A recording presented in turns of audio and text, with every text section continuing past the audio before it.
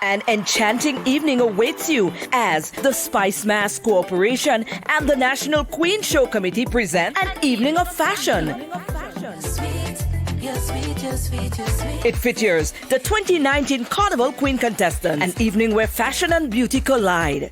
It's on Sunday, June 30th at the Port Louis Marina from 5 p.m. Tickets are $30 and includes a complimentary glass of wine on entry and discounted pizza. An evening of fashion, Sunday, June 30th at the Port Louis Marina, featuring the 2019 Carnival Queen contestants. Spice Mass, many events, one carnival.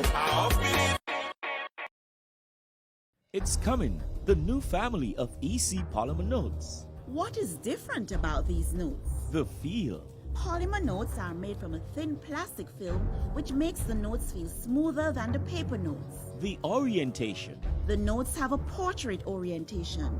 You will read the notes from top to bottom instead of left to right as you do with the paper notes.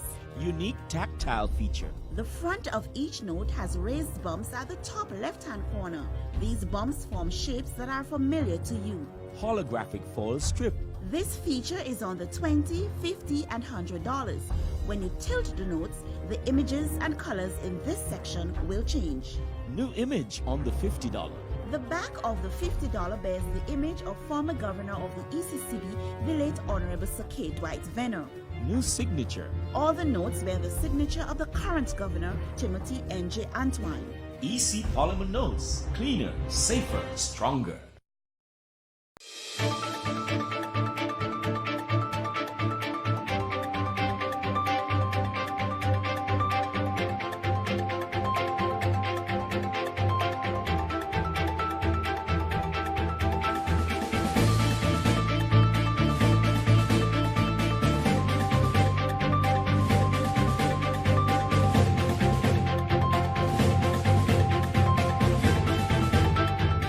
Grenada moves to the next step following completion of the National Assessment of Money Laundering and Terrorist Financing Risk.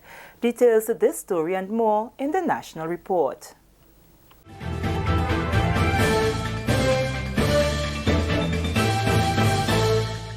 Welcome back with the news for Tuesday, June 25th. I am Sherry-Ann Noel. After 2 years of engaging the public and private sectors, Grenada has completed a national risk assessment of money laundering and terrorist financing. And the World Bank official says reaching this stage means Grenada is well positioned to develop and implement an effective national response. Recommendations, one of the revised FATF recommendation requires all jurisdictions assess their money laundering terrorist financing risk. Grenada's National Risk Assessment, or NRA, was launched during the first workshop in 2017. The final workshop began at the Kirani James Athletic Stadium on Tuesday, marking the end of the NRA and the beginning of the implementation of risk-based approach to the AML-CFT, regulation and supervision based on the findings and recommendations from the NRA. World Bank representative Lisa Bostwick says by reaching this stage, Grenada is sending an important signal to the world about its commitment to combat money laundering and terrorist financing. My team and I have personally supported the NRAs in 20 other CFATF member countries, as well as many other small island states around the world. And we are eager to share with you the lessons that we have learned from these other countries to assist Grenada in implementing a risk-based approach to regulation and supervision, as well as to share best practices developed by Grenada with other countries to help the global fight against money laundering and terrorism financing. An objective of the two-day workshop includes discussing an NRA strategy for future years and formulating ways to further improve the quality of the NRA process. Mr. Darshan Ramdani, Attorney General and Chairman of the AML-CTF Commission, says money laundering, terrorist financing is an enemy to the progress of jurisdiction. He gave government's commitment to protect the safety and stability of Grenada's financial space. We have been working to provide a comprehensive legislative framework, and only the beginning of this year, Act number 7 of 2018 was put in force, and some of you may have already been participating in the education process on the way forward. Mr. Pear has been involved in that, Ms. Campbell is to be commended for her work in that regard, registration of those relevant entities who are to be regulated. And this is a very significant measure, I must say, because I believe the passage of this piece of legislation has brought to the front for many of those entities which are to be regulated under the 2012 legislation. Because even though the 2012 legislation has been in place for a while now, many entities are today becoming aware, because of this piece of legislation that has been enforced from January the 1st, that they are to be regulated. Minister for Culture and the Arts, Senator Nolan Cox, has announced some significant changes that can lead to major improvements in Grenada's biggest cultural festival, Spice Mass. During Tuesday's post-cabinet briefing, Senator Cox said one of the changes will be a reduction in the number of artists that will contest the final of Groovy, Soca and Calypso. The first improvement that we thought that would be good to help increase the quality of the show was to reduce the amount of persons in the finals. We see previously ranging from, in some cases, as much as 14 persons in 13, as much as 13 in Calypso. Soca, we had as much as 17, I believe, 16, 17, I think 16 in Groovy, 17 in Soca.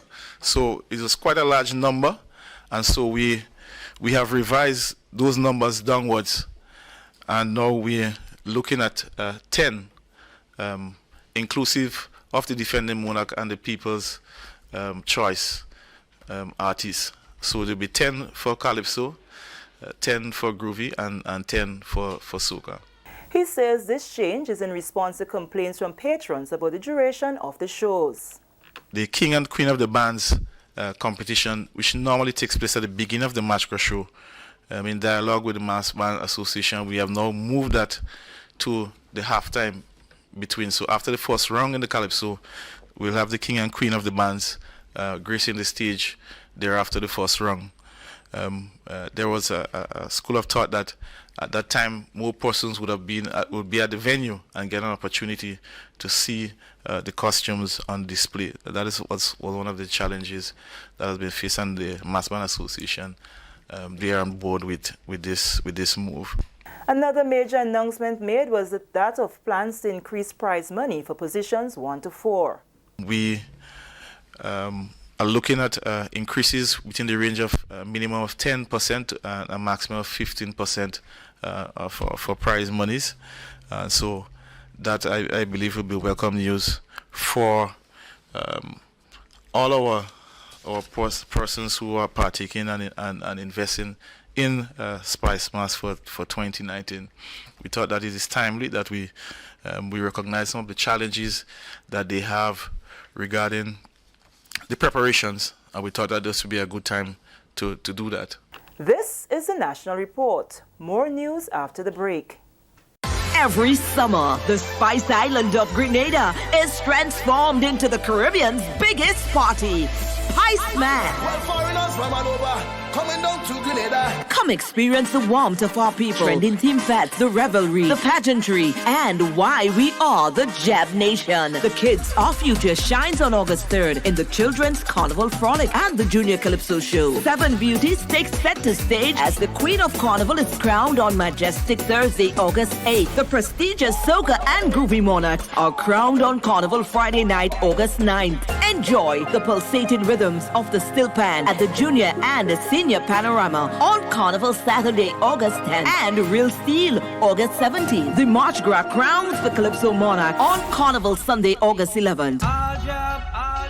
2 days of frolicking in the Caribbean sun kicks off on Monday morning, August 12th, with the biggest Juve in the world, followed by pageant and Monday night mass. The creativity and splendor of our mass parades on the road Carnival Tuesday, August 13th. Join us in the Jab Nation of Grenada, August 8th to 12th for Spice Mass 2019. Many events, one carnival.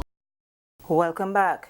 The government of Grenada has officially recognized the exploits of 6 young Grenadian soca artists who have been exposing Grenada's culture to other parts of the world. The 6, Degan Henry, Neilon Williams, Mandela MacDonald, Javon John, Hector Thomas and Sean Delamade, were all presented with an official passport on Tuesday.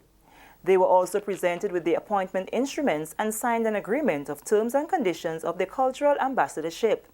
The function was attended by Minister for Culture and the Arts, Senator Nolan Cox, Youth Development Minister, Honorable Keith Lewis, Tourism Minister, Honorable Dr. Clarice Modest-Kerwin, and Infrastructure Minister, Honorable Gregory Boeing. Senator Cox says it is a memorable moment for him as Culture Minister, since this gesture will send a positive message to young and upcoming artists. What it does, it shows a heavy responsibility on our new ambassadors because a lot will be expected of you in terms of how you carry yourself and to use this opportunity to motivate other young persons so they can aspire to want to represent Grenada in this capacity. So I think that is the core component of this initiative. Tourism Minister Honorable Dr. Clarice Modest-Kerwin says her ministry and by extension the government have recognized their contributions and achievements. Apart from the enjoyment you bring to us, is the dollars that you can bring, dollar value you can bring to our country. So you have an awesome responsibility to sell our country well. So you bring them in and you have to teach them to dance the soca because now they want to experience. They want to learn to dance, and forgive me if I say the word, they want to learn to whine. So you guys have to teach them that too. And so we have to create a product out of that, an activity out of that. Your skills, your ability, your enthusiasm to bring people right here. And when they come, we have to make them feel happy. We have to make them feel entertained. So I hope you're thinking about that. Not just Caribbean people, but people from far away as well, to bring them back. Honorable Kate Lewis and Honorable Gregory Bowen also had words of encouragement for the newly appointed cultural ambassadors. This is testimony of our government's commitment to youth development.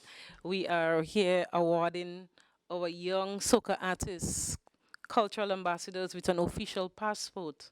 And I'm very happy that we are able to do so. I recognize all of you, but of course, Hector, coming from not just my constituency, but from my backyard. I mean, I know him well, and I know the struggles he has been through to reach to that stage. And I want to recognize him, define all the odds he had to, encounter in the musical journey. Look at our young men in particular and carve out a niche in your cultural performance, in your messages, to bring these young men. You will know more about them, up to par. This will augur well for our economy. Our economy cannot go forward, and our social lifespan in Grenada will never improve unless we take the young men, from where they are and bring them on par with their potential wives. Yes? That is of critical importance. Otherwise, we'll continue to be down there. And I have no doubt from what I see here. That is from my community, but I've been following all of you, independently. Since, again, the culture ambassador before, sometimes he will call me and say, there is a big multi-million-dollar economic proposal for Grenada. And I say in my mind, yes, he came through the Cultural Foundation, but he understands what Grenada needs. So he's talking about economy. Imagine a cultural ambassador calling the minister and advising me of how I should contact a certain group that he met when he was touring Europe. And with this, we come to the end of the National Report for today, Tuesday, June 25th. I am Sharianne Noel on behalf of the entire news production team, thanking you for viewing.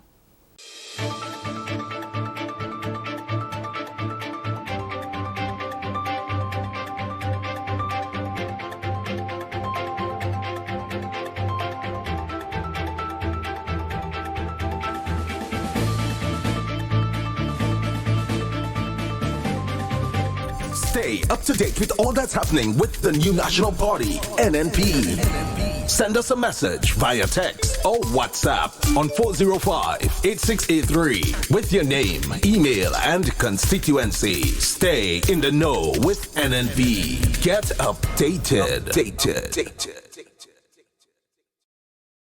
Every summer, the Spice Island of Grenada is transformed into the Caribbean's biggest party, Spice Man.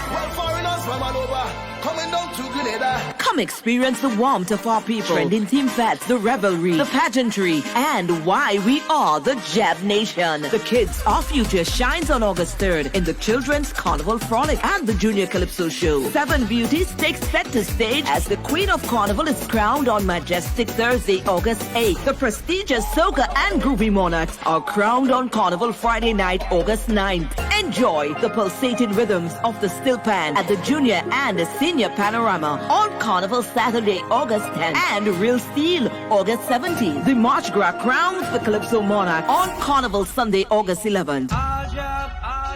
2 days of frolicking in the Caribbean sun kicks off on Monday morning, August 12th, with the biggest juve in the world, followed by pageant and Monday night mass. The creativity and splendor of our mass parades on the road Carnival Tuesday, August 13th. Join us in the Jab Nation of Grenada, August 8th to 12th for Spice Mass 2019. Many events, one carnival.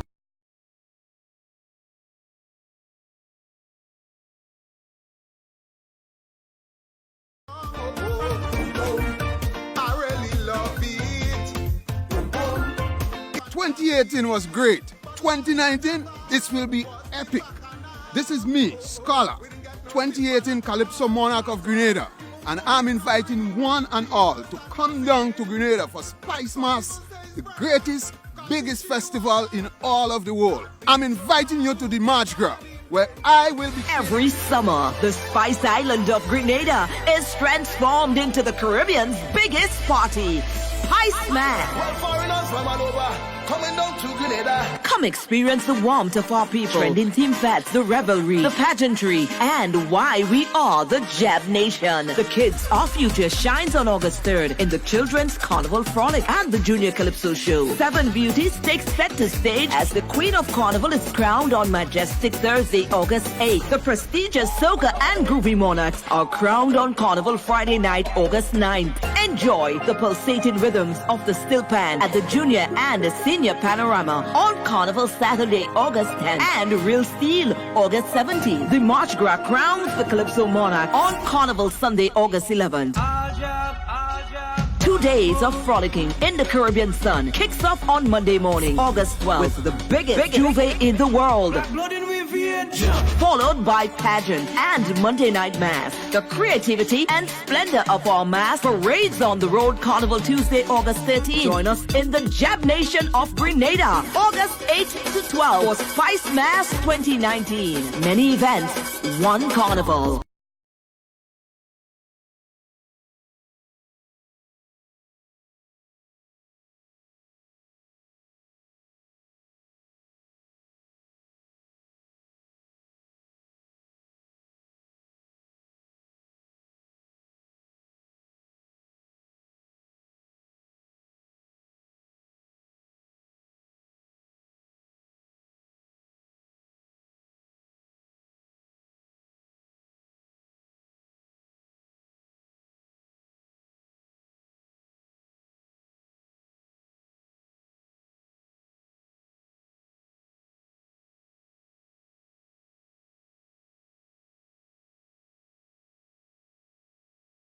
It's coming, the new family of EC polymer notes. What is different about these notes? The feel. Polymer notes are made from a thin plastic film which makes the notes feel smoother than the paper notes. The orientation. The notes have a portrait orientation.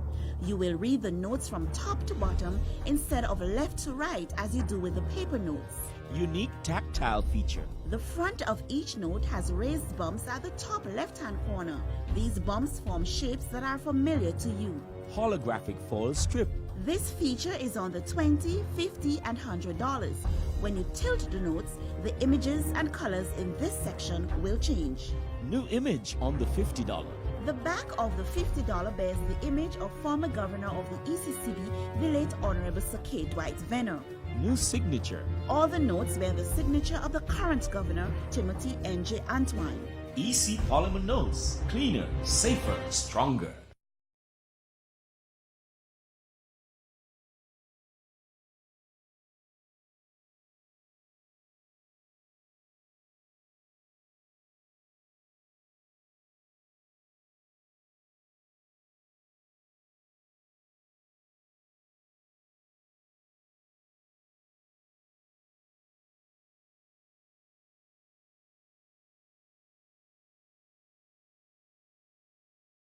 Stay in the know with NNP. Get updated.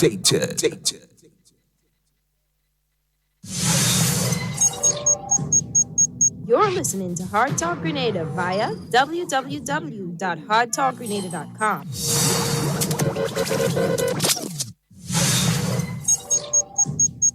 You're listening to Hard Talk Grenada via www.hardtalkgrenada.com. This Friday, it's on again. The Tantin Hard Court is the place to be as we head down to Carnival City. It's all about our culture, our artists, our spice mess. This Friday, we feature Boss Ways, Jab King, Superstar, Valeen, Boise, Mushman, and Izzy. Come experience the musical sounds of the Steel Band and the live band. Starting time 8 p.m. and you pay $10 at the door. Carnival City is on again this and every Friday. Up to Carnival. It's Spice Mess. Many events, one Carnival. Got to move like we should travel us. 4-7. This is the land I love. So Eric, Matthew, Gary, we all know, became our first working class hero. Took Grenada out of the gutter and made this country popular.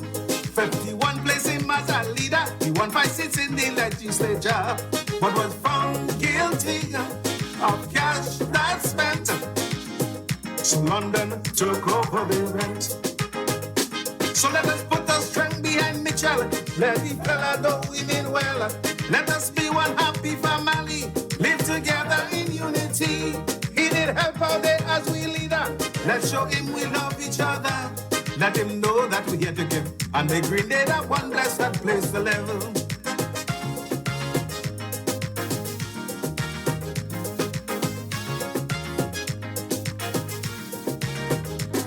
Mauricio elected to Parliament. 33 years served in that department. With the West Indian Federation, he was asked to serve the nation. He began intensive effort to build a Caribbean nation of sort.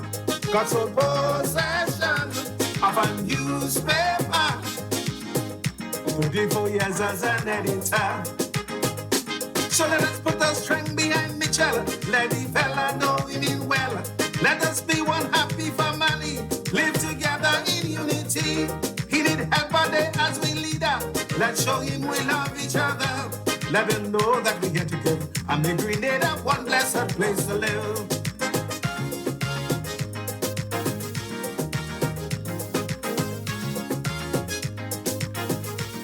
Good morning to you, Grenada, Carriacou, and Petit Martinique. Once again, it is time for Hard Talk. My name is Sheldon Scott. And I'm Devon Romain. And you're listening to 97.5 CitysoundFM. And 89.5 CRFM. 92.9 Sister Isle for those of you out there on the beautiful Sister Isles of Carriacou and Petit Martinique. And those of you out there in Brooklyn, 94.9 We Noise Radio. Good morning to all of you. All right, and it's now 39 minutes after the hour of 10 o'clock. Today, the 26th day of June 2019. Yeah, making sure that you know what day it is. Because Fisherman's birthday celebrations, they're going to be happening over the weekend. Yeah, I think today they have food and pan on the streets and so in St. John. So it's going to be a wonderful one for those of you in the St. John area today. Those of you in St. John and in Guelph. Mm-hmm. At the time, there was actually 3, but I think it's down to 2 now. Yeah. But that's good, huh? St. John. It's really good, man. Check St. Patrick. Yeah. St. Mark. St. Mark's had, right? Burkina passed on, so... Yeah. You know, he was the one holding St. Mark's together. As that name you say here regular. Oh, yeah, man. Burkina, I mean, always... He was a stalwart. You remind me, persons like him and Heads and these fellas from Victoria, they were either, panists or community, specialists, I would call them, or sports enthusiasts, you know. And let me say this, though. There's a release out from the Royal Grenada Police Force. They are going through a simulation exercise over the next couple of days. They started yesterday. They have some activities that will be taking place today, and they'll culminate tomorrow. And it'll be in River Road and the Villa in St. George, respectively. Now, they're simulating that there is a tropical storm called Tropical Storm Angel Eyes, just to test their preparedness of how the Royal Grenada Police Force will react in case of a natural disaster, in this instance, a tropical storm. So you might see the police, a set of police heading in a particular area. You might see the fire truck speed out. You might see ambulances. You may see all of that sort of activity taking place over the next 2 days. Please just remember, it is a mock incident that is being tested. They're testing their preparedness for the hurricane season. They've been doing it before, but they continue, yeah? You know, in the military, you always have to constantly train. Yeah, you don't let your soldiers let them get overweight and all kind of thing, and you can't fight. When the time comes, they have to be able to move. It's like so the men and women of the Royal Grenada Police Force. And they keep it fit. Yeah, so they have a simulation exercise that is going on. So please, do not panic. You might even get a text message, but at the end of the text message, you're going to see exercise. So please, you may get text messages, you may get WhatsApp messages, you may hear things on the radio or see things on the television. It is just an exercise that's going to be taking place, all right? And the teams will be in the two areas, the River Road and the Villa, between 12 p.m. and 4 p.m. tomorrow. So between 12 and 4, if you realize the police and them hot in River Road and the Villa and so on, do not be alarmed. It is simply an exercise being carried out by the Royal Grenada Police Force to test their readiness in case of a tropical system here in Grenada. Also, too, while we on disaster, NAGMA would like to invite or remind all district coordinators. Monday, please the Lord, Monday is the annual meeting, monthly meeting and so on. All are expected to be there because, it's the beginning of the hurricane season, right? And all the district coordinators need to be updated and to be sharp and prepared in case of anything, right? So it's Monday at 10 at the NAGMA headquarters. Also, CXC, they're having a meeting at the GBSS this afternoon. They'll be starting, I'm looking for the time, 5, no, it's tomorrow, not today. Tomorrow for 5 p.m. Let me see, when did this come in? It came in today. And it's saying GBSS tomorrow. So tomorrow for 5 p.m. And if you have a child that is going into Form 4 or Form 5, or you have a child that's in grade 5 going to grade 6, those in grade 5 going to grade 6 are those about to write the CPEA. And those in Form 4 and Form 5 are the ones writing CXC. Because they are students, I've seen instances of students who actually, in order to kind of ease the burden in Form 5, they write some of the CXCs in Form 4. In Form 4, yeah. We should do that. Yeah. I know of students that have done that. So there are some students that are writing their CXCs in Form 4. And so therefore that meeting will be held tomorrow for Form 4 and Form 5 students. So the parents who have children, not the children, So don't send your child to tell you what happened. Yeah, you as the parent go. Yeah, and for those of you who have children that are writing CPEA next year, I advise you, go to the CXC website. There is a section there for the CPEA exam. You can get practice exams for your children over the next few months. There is a practice exam. You can test their readiness yourself in English, the languages, mathematics, sciences, and civics or social studies.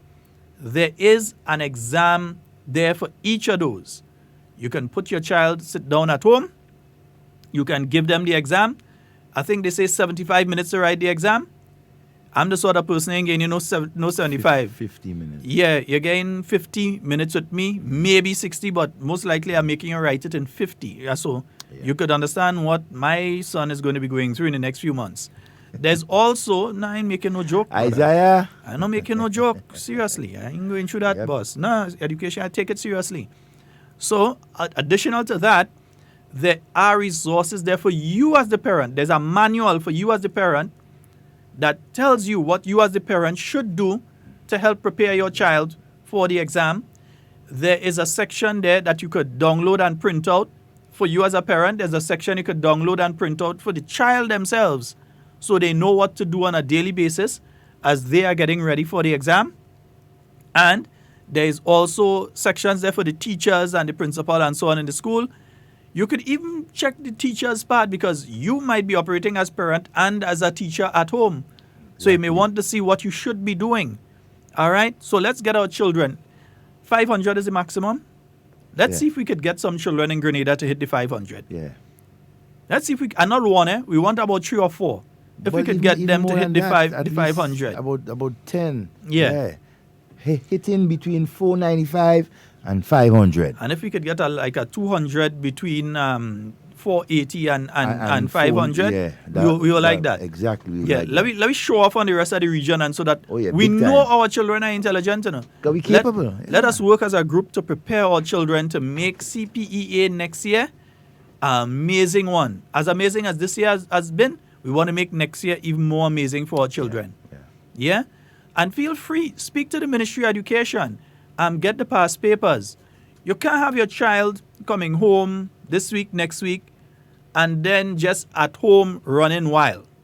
And they have to write CPEA next year. So then you're forcing the teachers now, the same teachers who are in the school, you're going and force them now when they have to put out extra. Yeah? Let's not have to put that kind of force on them. Let's help as well. All right? Because maybe a child might make a 450 out of 500, but with the extra work, you may be able to get them up to 480, even to the 500. So let's do that and get these things done properly. Devon, announcement yesterday seems to be making the rounds. The appointment of the cultural ambassadors. Yes. Yeah. It has been. There's all sorts of debates and congratulations and, But the cultural, first of all, I want to congratulate each of the individuals on being appointed as cultural ambassadors. Well deserved. Ambassadors. I think we say ambassadors. Jojo, I pronounce it correct? Ambassadors or ambassadors? Because we don't say ambassadors. Ambassadors, right. So ambassadors, but you have an embassy. You don't have an embassy. Ambassador. English language where? Embassy, You don't have an embassy. You have an embassy, but you have an ambassador.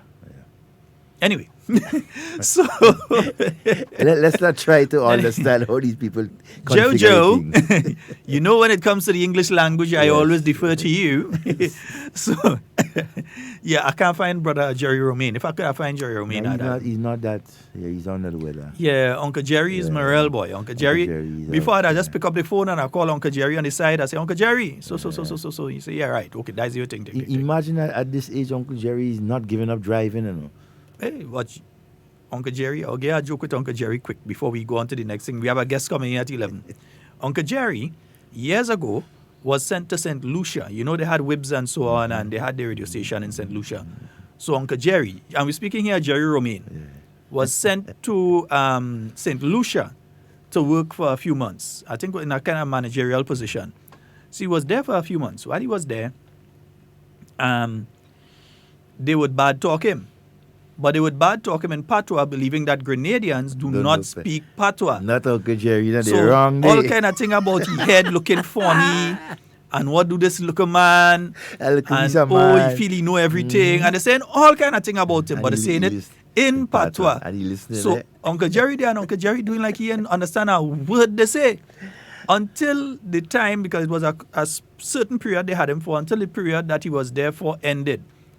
And the last day he had him there, all of a sudden, Uncle Jerry started to speak fluent patois. Yeah, he learned from them. So everybody inside, they're shocked now because like, oh Lord, this man know everything I was saying all the time. Jesus Christ.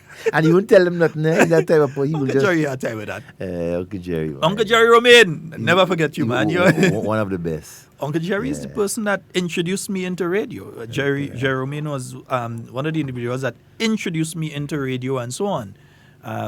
Jerry Romain also was taught at that first course by Crow McBurney. Yeah. A lot of people don't. You're watching Crow now. Crow is actually an expert in relation to media broadcasting. Mightn't be fully 100%. The cookie might be wet, but he's still there. No, I just say it as it is. The man cookie wet. Hamlet Mark, and several others. Yeah, myself and Linda Streak and several others. We started at the same time in this way back. Selwyn.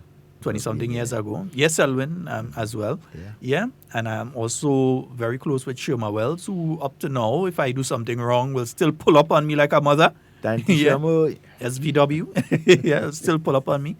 But anyway, so we have to say congratulations to the ambassadors, the cultural ambassadors. Yeah. So we have, Dash. Sean Amade? Yeah, Sean Amadi. Amadi, yeah, Dash. We have Lil Natty and Thunder. We have Mandela Lynx, Vaughn, and there's another one, Mr. Legs. Yeah, they are the new cultural ambassadors. I think they bring the number up to about 21 cultural ambassadors that we have. That's good. Yeah. You know, but folks, the thing is this, I'm seeing a lot of discussions on social media about who qualify and who doesn't qualify and that sort of thing. But I'm also thinking here that if you believe someone qualifies, that you should make in writing. You see, saying something is one thing, but make it in writing to the Cultural Foundation. Yeah.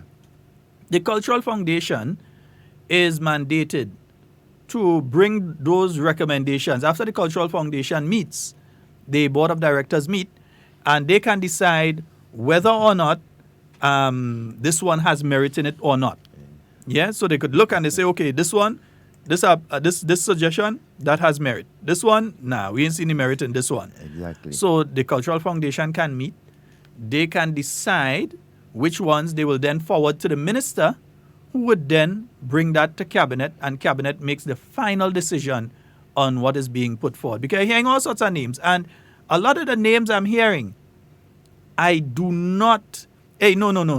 Sonia is not a leave out Paul. No, we leave him out. Me and Paul Roberts have a very good personal relationship. Yeah. He's a special. That's my partner. Yeah, he's a special. That's a personal friend. Now, Uncle Paul is real. You see, when it comes to Paul Roberts, that's a personal friend of mine. Lou Smith. Uncle Lou. I don't know Uncle Lou. These guys and right. The second son of Miss Smith. Yeah, but I'm saying that if you have a suggestion as to who should be included on that list, you can make that suggestion to the Cultural Foundation. Oh, yeah. Yeah, you could make that suggestion to Cultural Foundation. Mm-hmm. I think it's a good thing. Yeah. And the other thing is this. And the reasons why, Yeah. Yeah, and that will make the job easier. Yeah. And I think that we need to look out of the box, because a lot of the suggestions I'm seeing is simply in one area, music. Yeah.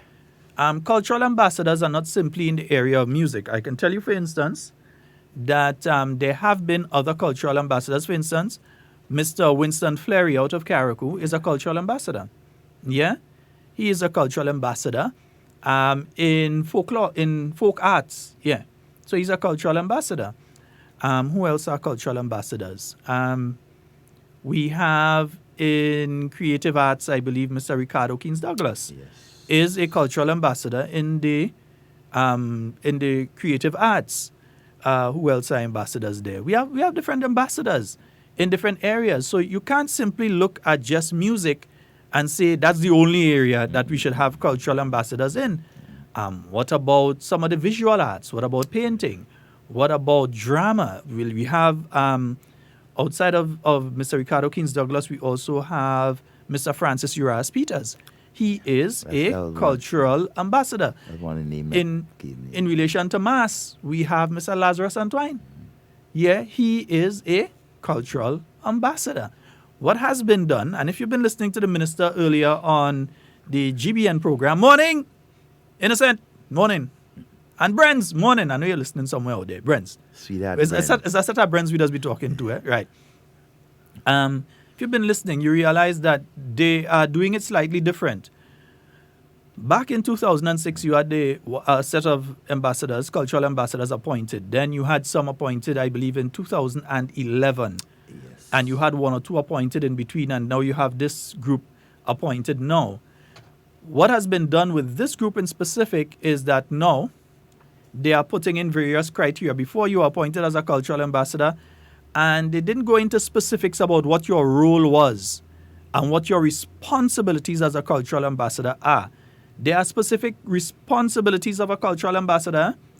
For instance, if you're having a Grenada function in Toronto, you may request of your cultural ambassador that they go to that function in their role as your cultural ambassador. If you're having a function in Washington, D.C., or you're having a function in London or Birmingham or in Melbourne, Australia, wherever you're having a function and you're displaying Grenada's culture, the cultural ambassadors are mandated that they, Grenada could request that they go, and they go to that. And various activities here at home as well. Yeah? A typical example, a couple of weeks ago, we saw Lil Von in Japan. Mm-hmm. Yeah. I'm not sure if he was there in his capacity. No, not in his capacity as a cultural ambassador. No. I don't think so. No, he was but not there he as did that. carry out a role as an ambassador there because he That's fly my the point. Grenada flag. That's a lot of Japanese that didn't know about Grenada know about it now though. Yeah, so he did. He's already started doing a wonderful job. Yes, Auntie Jojo.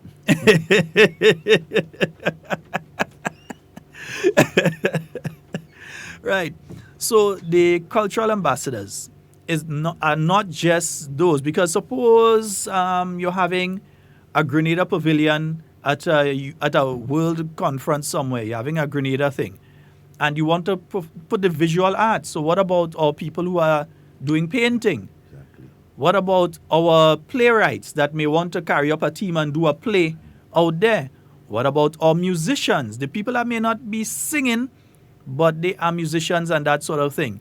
So understand that it's a broad thing. A lot of people just see it as only the soca artists and they think as well that it's only the soca artists that have been appointed. No. One of the first persons appointed was Elwin McQuilkin, the Black Wizard. Yeah? Because I think it's only soca artists. Edson Ajaimo Mitchell. He was appointed. Who else?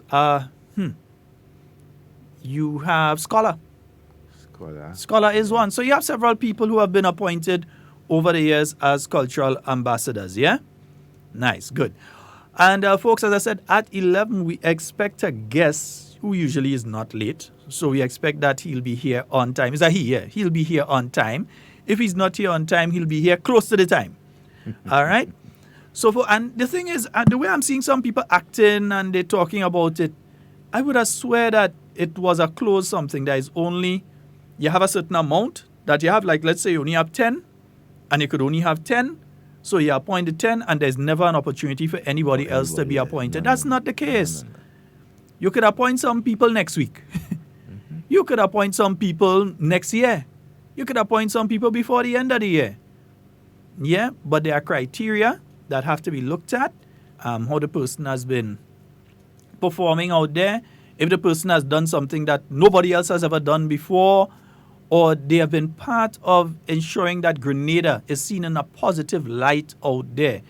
One of the criteria can be the amount of time that they've spent in the art form and that sort of thing. There are various other things that have to be looked at before these individuals are, because I'm hearing a lot of talk.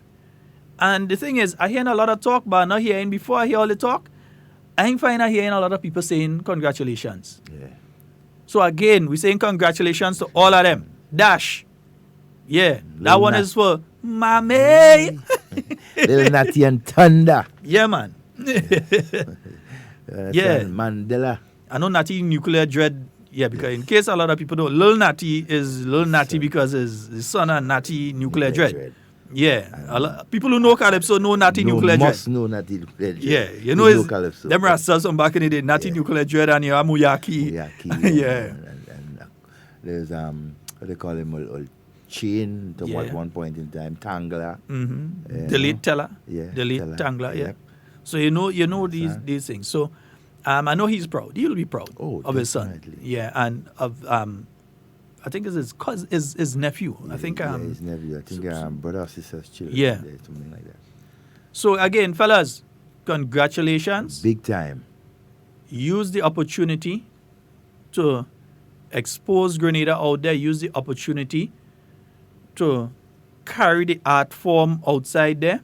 I like what I heard Mr. Killer said. Mr. Killer wasn't included in this group because he's already a cultural ambassador. That was from since he sang Roly Poly. Right after that, he became a cultural ambassador.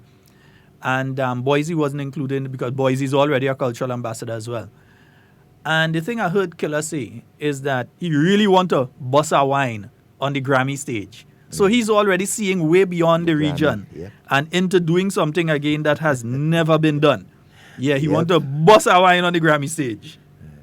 Yeah, so that's going to be a nice one, if you could see him bust a wine. Oh, yeah. What they call him, which was not close, yeah. Marshall Montano? No. From St. Mark's, you're talking about Brother B? Brother B. That wasn't Grammy. That wasn't not Grammys. Grammy. Yeah. I say it came close towards that. Yeah.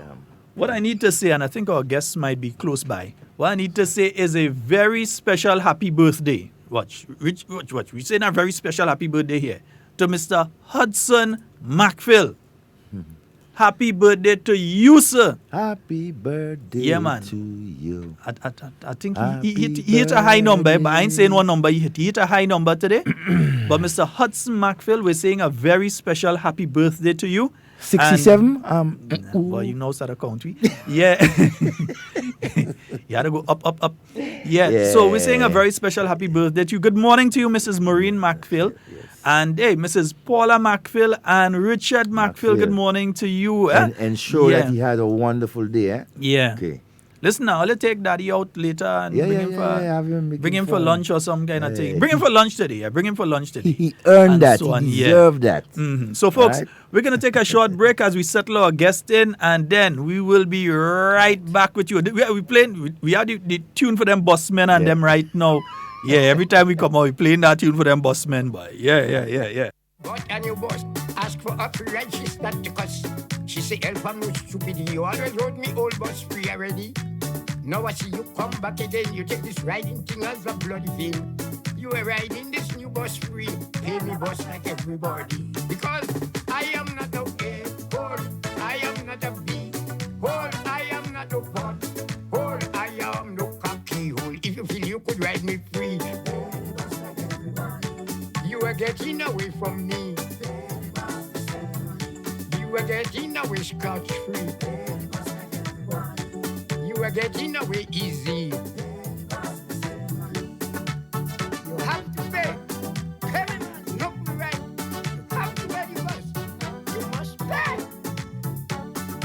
What do you mean every time you have to ride free? Have to pay it, everybody. I say, woman, stop embarrassing me. We just go down as a good family.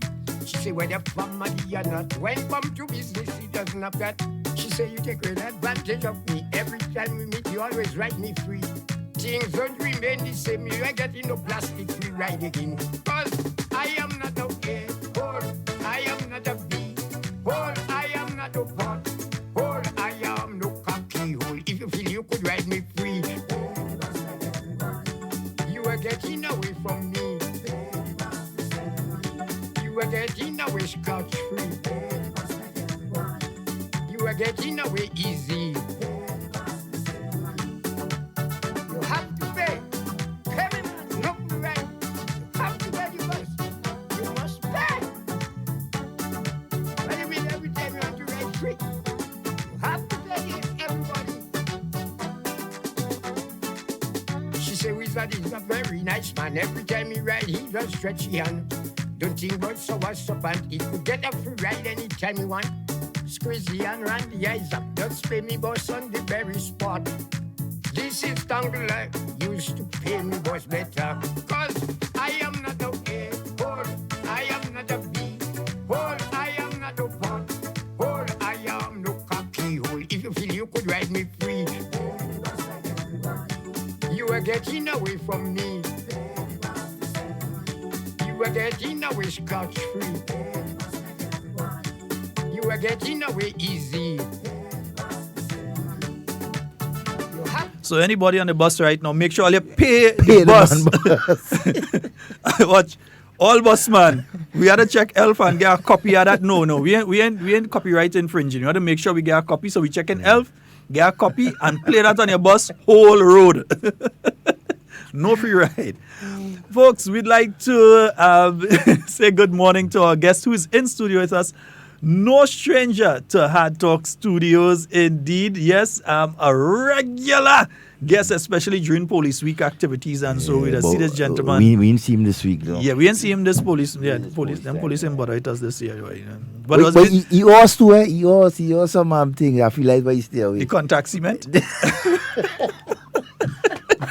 Good morning. Good morning, Sheldon. Good morning to your listeners everywhere. Good morning to you, Superintendent Pierre. Good morning. And you're here in a different capacity today to speak a bit on the Proceed of Crimes Amendment Bill. Right. It's an act now. It's an act, yes, that was passed in Parliament pretty recently. Yeah, not too long ago. Yeah, I think it was last year, July or so. It was passed. Some issues have been coming up lately in relation to it because I think a lot of folks didn't realize what was taking place. Could you first of all tell us the reasoning behind the act? Right. Okay, so good morning to you and your listeners and viewers everywhere. I know this is the most listened program around this time of the day, so thank you for having me. And every opportunity we get to speak to the public, we'll take it. What I'm here to speak about is Act number 7 of 2018, and you're very right, it's a very recent act. It has to do with the registration of regulated entities. The background of this is that by way of the FATF 40 recommendations, one of the first recommendations speaks to the issue of countries having an understanding of their money laundering and terrorist financing risk in country. So we're actually in the process now of completing our national risk assessment as we speak. We have officials from the World Bank at the National Stadium who are now assisting us to tidy up our national risk assessment. So at the end of that, we'll have an opportunity to determine the different level of risk with respect to institutions and products in institutions and also groups of entities. Right? What that allows, it allows us to now be able to dedicate our resources in a wise manner for the issues that are spoken of as a high-level risk or medium-level risk, all right? We don't have resources to treat with every single issue.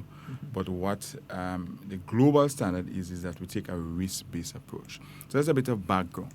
Now, the Act really speaks to the registration of entities, and what we are attempting to do is, first of all, know who are the entities we are supposed to regulate and supervise, all right, in terms of numbers. Who are they? What is the type of business they conduct? And to what magnitude they conduct those type of businesses. Also, we'd want to know the persons who are involved in those type of businesses, whether it be those that are directors, owners, or beneficial owners. Now, this is not necessarily, although it's a global standard and it's mentioned as part of the 40 recommendations, every country needs to be responsible. And so to properly treat with money laundering, terrorist financing, and the proliferation of weapons of mass destruction, which is an international standard, every country must know what they are truly dealing with. And you can only do so by engaging the various institutions and collecting pertinent data so that you can analyze to determine the different level of risk. So what this Act seeks to do is to ask all regulated entities to get registered with the Anti-Money Laundering Commission. Now, what is a regulated entity? The guidelines, the Proceeds of Crime 2012 guideline, defines a regulated entity as an entity that is engaged in what we call relevant business. And relevant business includes business under the Banking Act, the Insurance Act.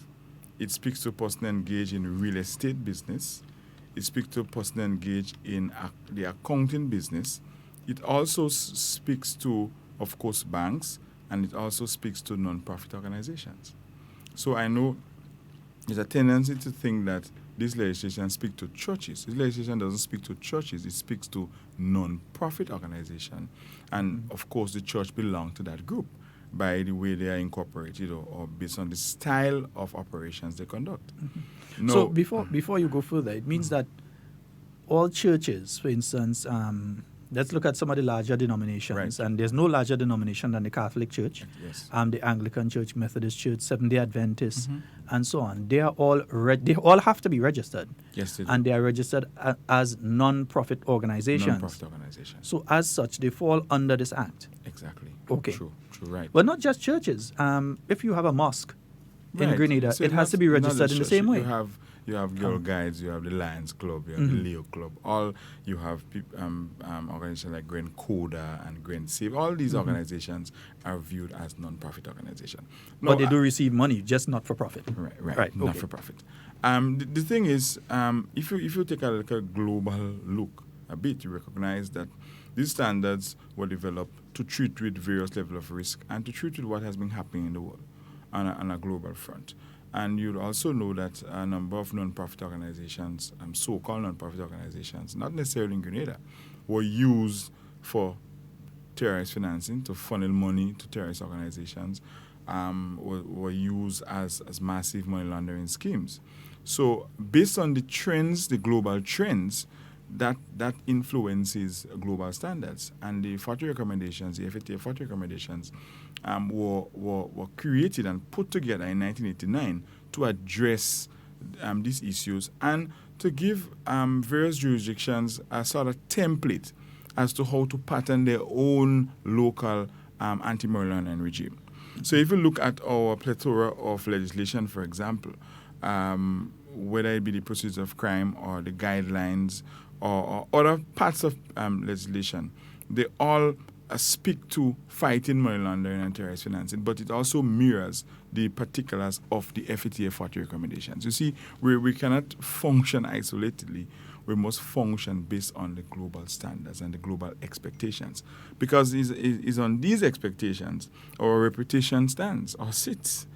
And because these international organizations, standard organizations, have the capacity to list countries on the various lists, it therefore means that we have to pay particular attention and not necessarily copy what they do, but whatever we do must be in sync with these global standards. So the new act we're speaking about, Act number 7 of 2018, is not necessarily spoken to by the international standard, but it allows countries to determine their own indigenous ways in which to follow these standards. Well, some folks who are listening right now, for instance, church leaders who may be listening right now, some of them may be a bit spooked right now. They say, oh, well, that means I have to go and pay a set of money right now. What sort of fees are we talking about, and what is the process for a non-profit organization, for instance? We know it also includes the credit unions, large and small, and the NGOs and so on, banks as well, everybody. Car dealers, which is a funny one. I realize that the RGPF have been having meetings with car dealers, but we'll come back to that one. Okay. But what is the process for an NPO right now, a church organization also, that wants to get registered? They have to go and pay $20,000, $30,000, $500,000. How much they have to pay? Very far from that. Just before I get to the fees, it is important to say that you register based on your incorporation. So if you're dealing with a particular church that has a headquarters but has branches all over, the registration is not required for every branch. Let me get that straight. It's one. You have to pay for each one. No. It's one registration. So don't frighten all. Don't frighten. So, but if you're an independent church, for example, and you're incorporated independently, then you ought to register. But for example, take for example the Anglican Church or the Catholic Church or the Adventist Church, one registration each. They don't have to register for every local church. Okay. Just one. And let me tell you this: when we had the discussion on this piece of legislation, the issue of the fees came up, and we felt we did not want the fees to be an hindrance of how long the law takes to be passed and how the public embraces it. So the fees are minuscule. For a non-profit organization, it's only $100 for every year's registration. $100. Well, $100, but then after they pay that and they register for the 1 year, they can get 100% concession as as an NGO, yes, but also as a church. They usually get concessions on vehicles, and so that costs thousands of dollars. So $100 is minuscule. So basically, the powers that be absorbs responsibility in terms of resources. So, for example, even the registration process is more costly than $100. I mean, you have to use a form, download a form. You have to fill it in. You have to bring it in. The staff have to look at it. You have a 30-day period with which the information will be vetted, just to make sure that information there is correct in terms of your physical location and the persons that are involved. And after that 30-day period, then you would be informed and you would receive that registration, that certificate of registration. I mean, the fees go as high as $500 for the largest credit unions and $300 for smaller credit unions. So the fees are really almost, it's not an issue that we discuss at all because it's minuscule in terms of the fees cannot pay for the process. All right? It's really basic. And it's a 12-month registration, so every 12 months you register. And somebody might ask why. But you see, because what the international standard and our local standard is that we have to have a system for continuous monitoring of risk levels. So if you go beyond 12 months, then you miss it by a mile. Right? Things can change. So, for example, on the registration process, you capture beneficial ownership. And I know that's a conversation we need to come back to have all by itself. A beneficial owner is not the person who necessarily owns the account or the business, but who is in a position to give instruction on how the business must be administered. All right? So every organization, whether non-profit or not, is considered to have a beneficial owner. Right? But we are speaking about the process. So if you're internet savvy, you go up on www.amlcommission.gd. That's a website of the Anti-Money Laundering Commission. So www.amlcommission.gd. The office is located at the National Stadium on the Dabo side, the third floor, right? So you can just walk in at any time between 8 and 4. But if you go up on that website, there's a place where you can either register online or download the form and do it manually. You'd have to go into the office, of course, drop in that form, pay the fee, and you have a 30-day period in which the information will be vetted, and then everything should be all right from going forward. Let me just make this point, Sheldon, that we want this piece of legislation to be embraced in a positive way. Because what we are attempting to do is to ensure that entities remain on the right path. And I think everybody would want to know that they are part of a wider financial landscape and it is safe, right? Whether it's for reputation or not. So you don't want an international examiner to come in or a mutual evaluation examiner to come in and ask what are the procedures or the mechanism to monitor NPOs, and you say you have none. That would be a huge embarrassment for our country. So what we are attempting to do is to be in a position to say, look, we are aware of the situation, and because of that, we take a risk-based approach and we view this particular group as low risk. And so we would not expend as much resources on that group as we would on another group. So that's what this is about. So can we just say we're not doing it and refuse to do it? Let them put us on as much list as they want to do. We're not going to ask churches to pay $100. What would be the consequences to Grenada? Well, Sheldon, look, I mean, you only have to remember not too long ago when Transparency International placed us on a list how much damage that can do. So let me just give a little bit a quick information. Now, in 2020, that's the second quarter of 2020, June, for example, Grenada would be undertaking its mutual evaluation by the Caribbean Financial Action Task Force. It's a peer review where a group comes in, look at your system, speak to people, not just look at your technical compliance, not legislatively, but also look at your effectiveness to see whether or not the laws are actually working. So, for example, this one, if we say that we have a legislation that monitors NPOs and we cannot say how we're doing it, then that's a failing grade one time. At the end of that process, that is in June of 2020, that report will be compiled and you'll be rated based on your level of competency in the various areas and your effectiveness. Now, if you get a bad report, you can be placed on a public statement can be made of you on the Financial Action Task Force website. And I can tell you that there are countries in the Caribbean right now, after that public statement, they lost corresponding banking relationship. And they're still fighting to get it back. I think, the average man out there, one of our bus drivers, one of our citizens on the bus, the farmer who is in his garden right now and making sure that he gets some watermelon for Sheldon and us right now, right? He's listening. Right. He understands what you mean by corresponding banking. I know. Explain to him what you mean by you'd be losing by that. Right. Corresponding banking. So, for example, you're a member of a bank in Grenada or a credit union in Grenada. If you do not have a bank position in either the US or Europe, you will not be able to send money beyond Grenada. So if you want to wire transfer money, for example, to somebody in China, you need a mid bank. You need a bank in the middle to do that work for you. Grenada doesn't have the capability to send monies from Grenada to China without going through a corresponding bank. So if you lose corresponding banking relationship, it means that you have no middleman, and therefore you're virtually out of business. Because no bank can function outside of having global connectivity. So it means that your credit card in Grenada would be useless. But it's just a piece of plastic. You could use it in Grenada, but you can't use it anywhere else. Just a piece of plastic. It means that your family member who is working in Brooklyn right now, driving taxi like Wade, and they want to send that money down to the bank in Grenada, they can't do that. They can't do that. And they can't put the cash in the pocket and walk down either, because that's illegal as well. And in addition to becoming the risk of losing corresponding banking relation, when you have a public statement put on you with major deficiencies, investors look at that to test the temperature in the country, to test the proficiency of the legislation and the institutions. So that interferes with because as a matter of fact, what the public statement does, a negative public statement says to the world that you should take precaution when dealing with Grenada. They don't say nothing, but you take precaution.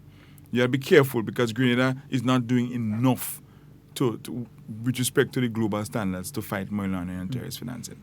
And then the business people who want to do business here, it's a problem for them because how do they get their money into Grenada? And then when they make their money, and if they make a little profit and they want to take money out of Grenada, how do they take their money out of Grenada without the corresponding banking? With that, they just, why should I go through that? I'm not going to operate with that. So it's important that you brought it up. So it's just important that every person who is considered to be a regulated entity or doing relevant business should see this as them plugging in some positivity into the life of the financial landscape of Grenada. I don't know how else to put it, but it's extremely important that we come together so that you recognize that in 2009 we had a mutual evaluation that really focused on laws and technical compliance. And it took us several years with a lot of work to get back in good state. A lot of legislation were passed, a lot of systems were put in place. I think Grenada is in a much better position.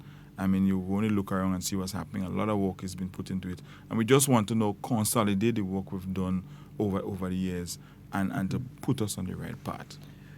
One or two of the church leaders and so on misunderstood aspects of the legislation and were thinking that they had to pay as much as I heard one talking about $300 and something dollars. How did they get, I mean, the legislation, and I've seen the legislation says $100 for NPOs. Right. How could somebody find themselves end up having to spend $300 as a church or so to get registered? Well, the thing is now, they use a somebody to do it for them. So they get charged. Right. So you don't need that at all. You can call 444-3828. 444-3828. 444-3828, right? Right? And once you call that number, they will guide you. So just looking at the fees, insurance companies that have assets over 25 million pays $500 for registration.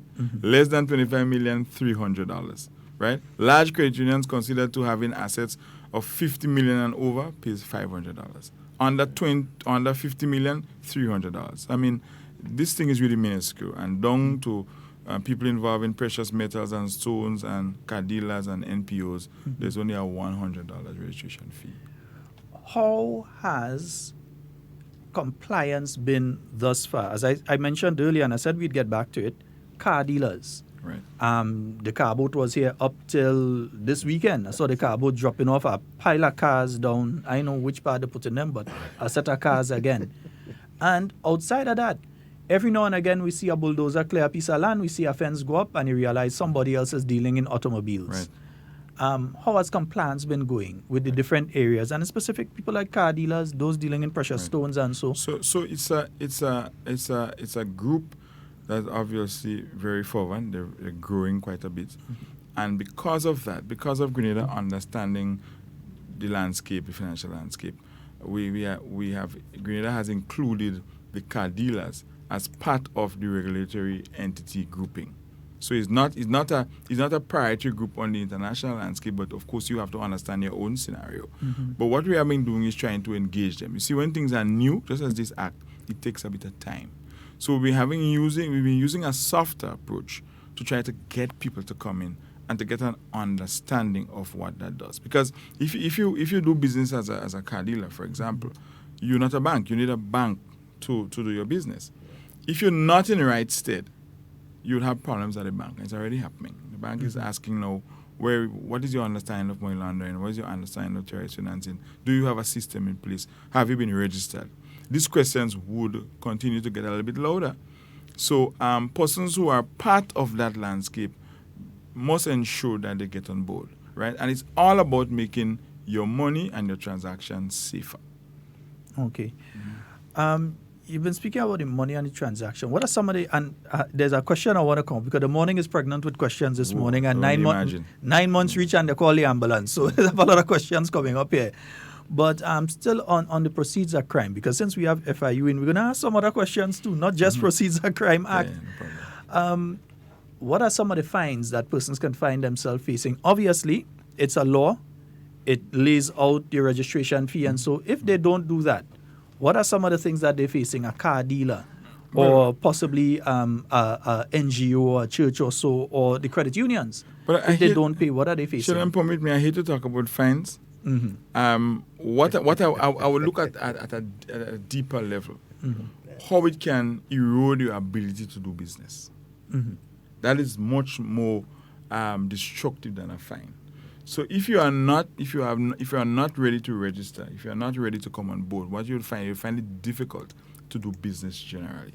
Because I tell you what, let's take an example. You have a local bank. That bank must ensure that whoever they engage in any transaction, whether a one-off or have a relationship with, that person is following certain guidelines, because they have to also look at the risk levels. So our law says that every regulated entity must do an internal risk assessment to determine which of their products are high, medium, or low level risk, which of their customers are high level or low level risk. So it's a continuous process. And so in order to understand the risk that a customer inputs to your institution, you must know the customer's business. And know it's not just the source of funds, but the source of wealth. It goes beyond the source of funds. So even if you can say, well, these funds came from a Susu, the bank would also ask, well, where did the funds come to pay Susu? The questions end. Right? So I think it's important that we say that you would get to have some more questions from the finance institution. It's not their fault. It's actually part of that global tightening that Grenada has to follow, that we should follow to ensure that our system remains safe. So there are more questions, and we may have to bring in more documentation and so on. But it's all part of keeping what you do in a safe way. Why Grenada, though? Are we seeing instances of terrorist financing, money laundering in the Caribbean region? Have we seen anything recently along those lines, terrorist financing, for instance? Okay. Well, I mean, not too far from us, there's a bit of terrorist issues. Persons who went to battle and come back and so on. So not just our neighbor. In Grenada context, thank God we have not seen any terrorist financing. We can point out any situation or incidents of that. But money laundering certainly, because once you have a crime that produces any sort of value or worth, right, and you do anything with that value or worth, then you actually committed money laundering. So there's a number of persons over the years who have been charged for money laundering successfully. So remember, if you commit, say, a fraud, for example, and you've got money, let's suppose you do something simple as you forge a check and you catch a check and you get $1,000. That, and the fact that you're holding that $1,000, you're committing the offense of money laundering. If you do anything, if you give somebody your transfer, if you send it, you use Western Union to send it out, that means you transfer monies. There's also money laundering. So you see why now Western Union and MoneyGram have to be extremely careful and have to ask all these questions to ensure that the money they're transferring is not part of the proceeds of crime. Well, and I was coming to that one next when you're speaking about the questions, because even up to last night, I was responding to some persons on social media who are seriously concerned about some of the questions. They're finding questions that they are being asked now at MoneyGram and Western Union to be severely intrusive of their financial standing and their financial business. In other words, they find the people too macro to ask them some of the questions in our local parlance. And I was trying to explain to them, no, it's a situation that there are laws that are in place in relation to terrorist financing, money laundering, and these prescribe certain questions that to safeguard MoneyGram and to safeguard Western Union they're asking. Could you go a bit more into this for us, please? Yeah, sure. No, you see, also I understand that MoneyGram and Western Union are part of a global grouping. And they have a serious obligation internationally. People must understand that if one of these entities make an error in terms of money transfer not following guidelines, they are heavily fined.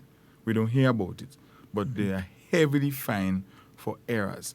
And you're talking about people can be put out of business based on the fines you get. It has not gotten to that yet in our country, but there's always the potential out there. So these institutions have no choice but to follow not just the local guidelines, but they also have to meet international expectations. So Noah, as I was saying in the beginning, once upon a time it used to be just the source of funds, but now it's the source of wealth. So you based on the amount of money you try to send, they would ask you additional questions.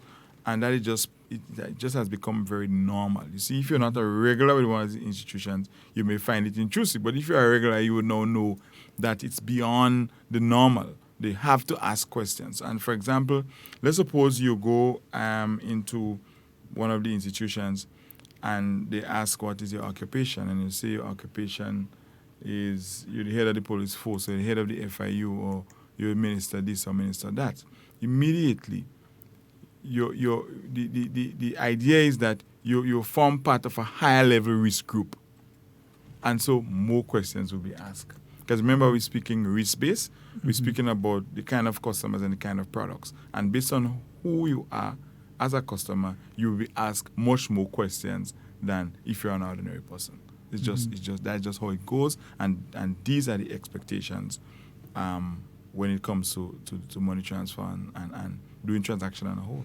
And additionally, some of the individuals who are coming in to see if Grenada is complying, they might pretty well go by MoneyGram and try to send some money to see what questions are asked, to see if Grenada is really seriously complying, if what you all are telling them is the truth. Well, they might do I'm that not as sure well. they're good at that far, but there is no limit as to what they can do. But what I know for sure, they go far and wide and they speak to persons, employees, my ordinary employees. They look at portfolios and books, and maybe look at some transactions that are on the IT platform to draw certain conclusions. And you can't lie for them. I mean, they will pick up a pattern here and there and determine the kind of compliance that you're following. It's not something you could hide or lie about or fix in one day, because the footprints remain.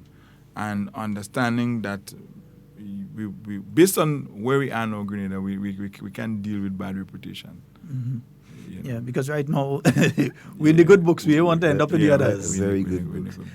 As we on the whole question of transferring money and so, Super, what is the stipulated amount? What is the most amount of money you can transfer, right, from these institutions, MoneyGram and Western Union? How much? So it's actually left up to them. I think there's a 5,000 US limit, but don't quote me on it, because they determine how much money they want to move, and how often you can move it and so on. But what I can tell you is, if you go trying to, normally people they create a bad impression. They have a certain amount of money to send legitimately. They try to break it up and send it over a period of days. No, that looks suspicious. It's best you go and find out the largest amount you could send and you do that transfer. But if you want to send $6,000 and you break it up into $2,000 groupings and you go over 3 days, anybody will believe that you're up to something, that you're trying to hide something. It looks as what we call smurfing or structuring. It looks that way. So better you go to the business and just have a discussion and determine what you do. So some people want to do a deposit. There is this inherent belief that the institution could ask you the source of 10,000 US, so they try to deposit 9,000 US, and the next they try to deposit 1,000 US. That just is so obvious, right? So it's all good intention. I know. Listen, Sheldon, most people are good people, right? In my business, I find that out. Most people are good people, but they because of what they think is happening in the system, they do funny things and make themselves look suspicious. There is no need to do that. You go in, you have a conversation. If it's legitimate, you just say where it came from. And if you have a relationship with your institution and not one-off, they would know. I mean, everybody would know maybe what my bank account would be, what yours would be, and so on. They have an expectation. If you go outside of the flow, then you expect to be asked certain questions. So, for example, you're depositing $1,000 a month from your business every month for the last 5 years, and all of a sudden you deposit $5,000. Well, even my kid should ask you where you got that from.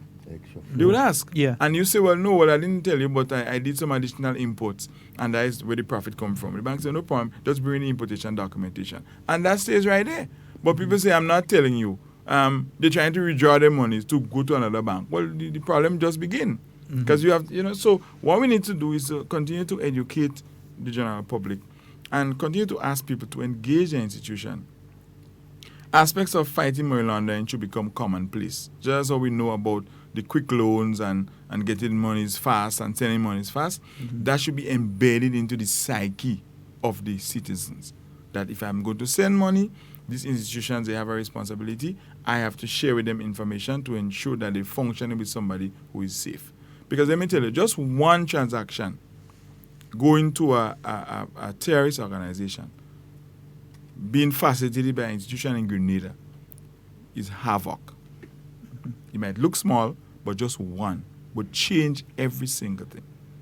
For instance, all of a sudden they realize some money has gone to ISIS and it's funneled through a bank here in Grenada. Everything changes. And it ends up in Libya, Syria, or some other country in problems. Right. So you see, the bank would know who would do what. So the system is for everybody. So you're really bona fide, you're doing good business for years with the bank, all of a sudden they're asking you questions. It's actually to keep you, the institution, the money and the reputation safe. And the country. Well, ultimately. Overall. Superintendent, moving slightly off from the proceeds of crime, but still dealing with proceeds of crime, there is an issue that keeps coming up nearly every single week. There's another one on social media. Every day.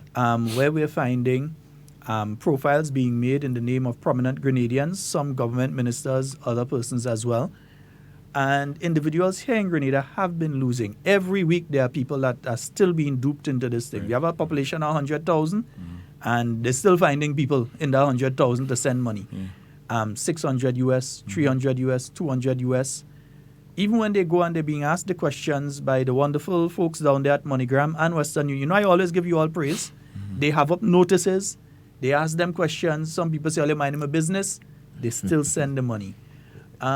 Is the FIU aware, and is the FIU taking anything forward in relation to this particular issue? I know it's a difficult one to deal with, but is that issue on the forefront? Well, it's been a long-standing issue with Grenada, and we have been doing quite a bit of work on it. We speak about it all the time. I think people seem to be very gullible. I mean, when I listen to the stories, they don't sound right. I mean, I test it on my sons, and I don't work with them. Right? So that you have, all of a sudden, somebody contacts you. Just recently, we had a situation where somebody contacted a young man and said, look, there's a grant. And that profile picture is one of our ministers. Well, I mean, how is that possible? Your minister comes up and say that, you have this grant, but you have to send monies out. Well, red flag one time that something is wrong. Just take up the phone now and call the relevant ministry and ask if such a grant exists. And that would end right there. People are not picking up the phone, taking out their hard-earned money and attempting to send it abroad. For what? If you give me a grant, why I have to give you money? A grant means that you don't have to pay back. Mm-hmm. Right? And if you're giving me a loan, you must be engaged in some sort of contractual arrangement. So we have a particular trend now where people are contacted and given a job, so to speak. What they're actually doing is giving the information of maybe their account. Then the perpetrators move money to that account using the internet banking platform, and then they ask them to take the money from their account and send it through one of the money remitters out. Well, I mean, that smells bad anyway. I mean, somebody asking you to use your account to receive money. I mean, how possible is that? Look, go to the bank and ask them how correct that is. All right? And you know what they get them to do? When they go to transfer the money, they get them to lie on the reasons why they're sending it out. So they even attempting to trick the persons who are engaged in remitting those monies. So what we embark on is an education drive. I mean, let me tell you, many years ago I said that the loss through these sort of schemes were in the vicinity of 7 million over the years. Now it's past 10 million. I mean, we have... That's money that left Grenada and gone man. People over $10 million. Defrauded. I mean, we have two particular people who lost in excess of 1.1 million that was sent over a year period. We had a situation where a lady sold a house right in Grenada here and sent every penny out to people who she never met in pursuit of some loan or some business. People engage in business with gold and forex market and these things don't exist. I mean, it's too good to be true. And if you're going to expend that much monies from your personal account, then hire somebody in the place not to look after your business. So you send $100,000 less and pay to an attorney to look to see if this thing is true. So even when we push back, people don't believe us. So one gentleman comments, Mr. Perry preventing me from getting my investment. Why are you doing that? He's angry. When he sees me now, he's angry with me. And he already lost $1.3 million. And he believes he has something to get. He has absolutely nothing to get. So what we've done is we speak to the institutions to try to make it difficult. But the people are using all sorts of different innovative ways to get institutions to function. What they are actually doing is making the system harder for decent people. Because after you get burned a few times, the banks will get very strict on sending monies and receiving monies. I mean, imagine people receive a check in the mail. These days, a check in the mail is always suspect. Because you have wire transfer, you have money remitting. So any paper check in the mail should be viewed with high suspicion. People take this check, deposit it on their accounts, and before the check is cleared, remove their own money and send to people they never met. Well, I have news for you. You have no money to get, and you have to repay the bank. So people have to be cautious on sending their own monies. If you receive a check, let the weeks remain until the check is cleared. Never send your own money, right? And if you see a local face of a minister or some other officials in Grenada, pick up the phone and call the ministry. It's not difficult. Call Sheldon and ask him if there's such a grant. And very soon, you will know that is just a scam. So that should be a joke in our country. It shouldn't be a serious matter. We could laugh about it. You see my face come up offering grants. You know that it's a joke. You don't bother with that, right? But it's not a joke. We can't use it as a joke now because people are seriously caught. We speak to about 3 or 4 persons within the last few months who was seriously defrauded, and they have no idea what to do. Well, let me tell you this. If we engage an international organization to look for $20,000, most time that's a joke too. They don't really bother with you. And that was the follow-up question I was coming with. Is there some sort of international... Because the thing is that I realize what these guys do is they defraud some people. Yes, they might get somebody for 1.3, right. But there are a lot of people that they hold in the little 300 US, 600 right. US. And for a guy sitting behind a computer right now in Lagos, Nigeria, or in Accra, Ghana, he defrauds you of 600 US, and he defrauds 20 other people of 300, 600. He's paid for the month. Yes. So he doesn't mind taking the time it takes to get that 600 US from you, and as much more as he could get. If he gets that in 1 week, he could make as much as 15,000, 20,000 U.S. with the amount of people that they're approaching with these things. Is there sort of any international attempt, not just at Grenada, because Grenada trying to do it on its own, as I say, they'll laugh at you for 20,000 US or so on.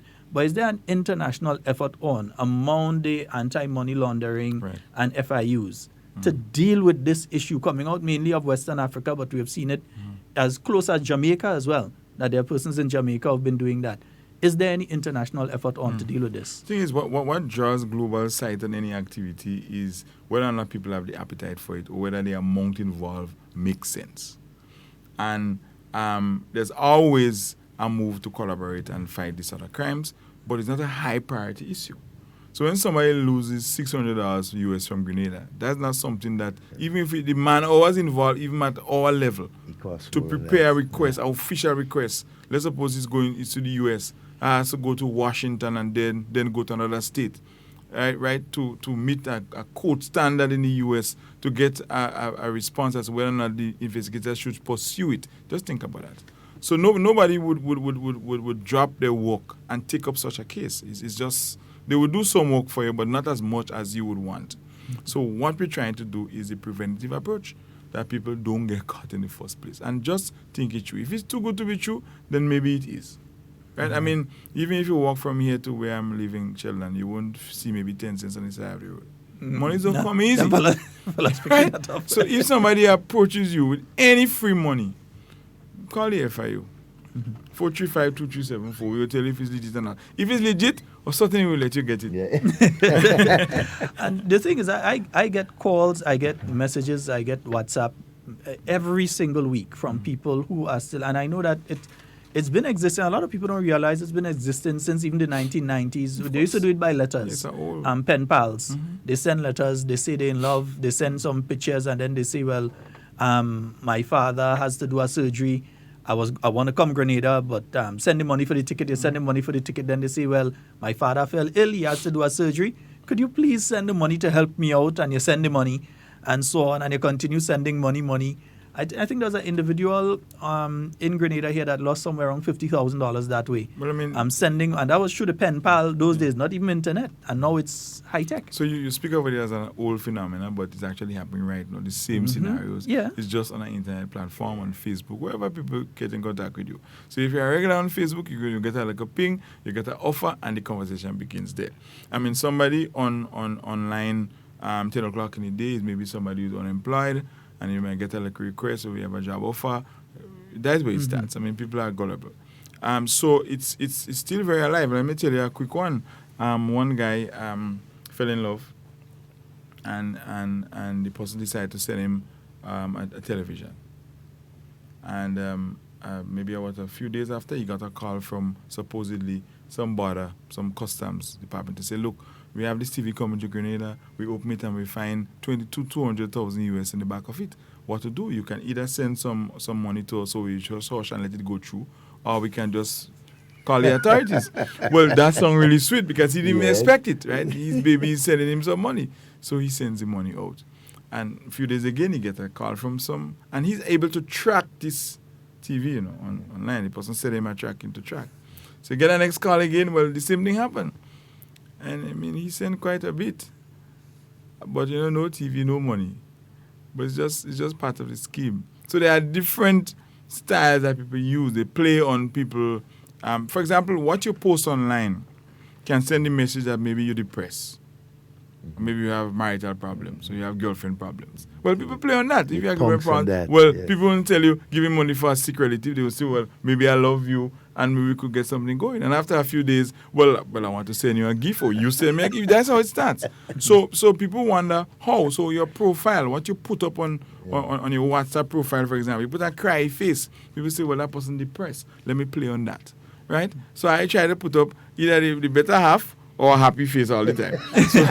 So there is no way that you could draw conclusions. But I'm just saying your profile, all these things, you leave a footprint on the internet platform. So one lady said to me, well, she has a problem. Somebody compiled all her photographs, and the person now contact her and saying certain lewd things to her.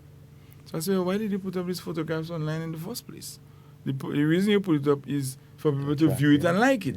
So we have to be careful on what we put up online because people can use it and draw conclusions. And what they want to hit is on the financial side. So you have this group of guys who might be anywhere in the world, or group of girls anywhere in the world. I don't want to be sexist now. And if they make requests from 100 people and 50 people respond with 600 US, you know what happens? They get paid for several years. Yes. Perfect. So for you is one, but for them, several. But there's also the other scam that I know for a fact 1 or 2 people on island have been affected by, where they are sent messages. In the case of men, they send messages by a female who starts this online romantic relationship with them, would send nude photos to them and say, well, send to me too. Yeah. And then they take out nude photos and send to them. They get caught. Then immediately they close that account, they open a next one and they say, okay, we have you now. Blackmail. We have your photos and we are going to post your photos to all of your friends if you don't send 500 US dollars.